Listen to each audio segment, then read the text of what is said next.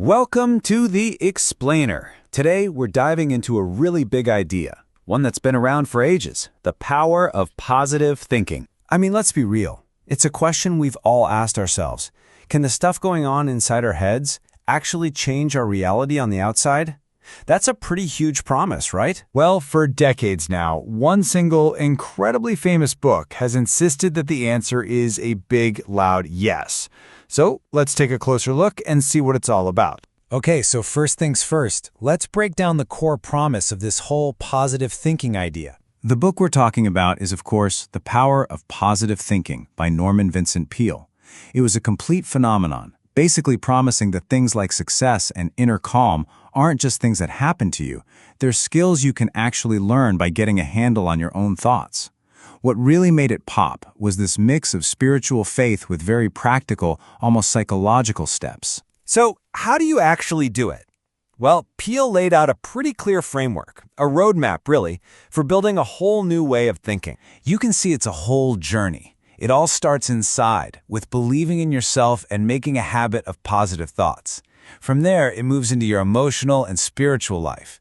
Finding that peace of mind and leaning on faith. And then finally, it turns all of that inward work into outward results through visualization, bouncing back from failure, and, this is key, actually taking action. Now, we're highlighting this first step for a very good reason. For Peale, this was the absolute bedrock, the non-negotiable foundation. He saw self-belief not just as some fuzzy feeling, but as a muscle you have to build.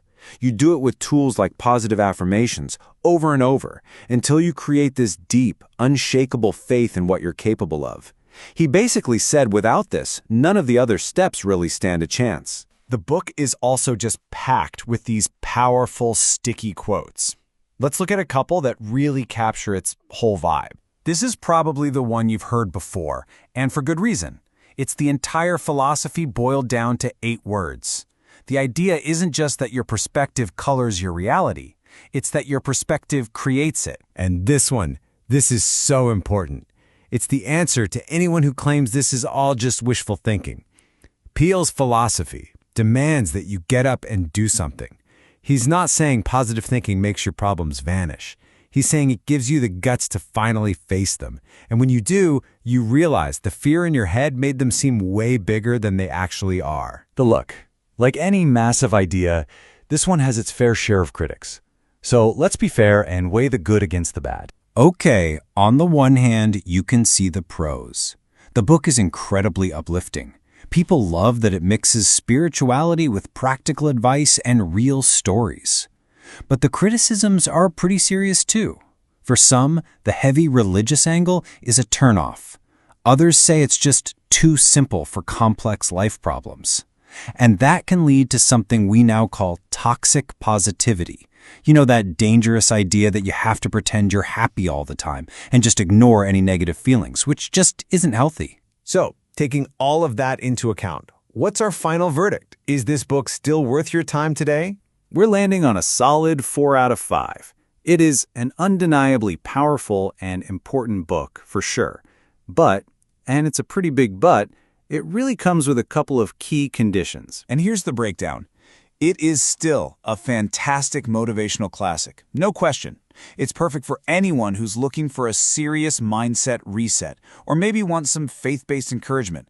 But its real magic isn't just in the thinking part. Its value is unlocked when that thinking pushes you into determined, hopeful action. That's the real takeaway. Which really just leaves us with one final question to think about. Is thinking positive the magic key that unlocks the door for you? Or is it just the thing that gives you the courage to walk up to that door and turn the handle yourself? That's something to chew on.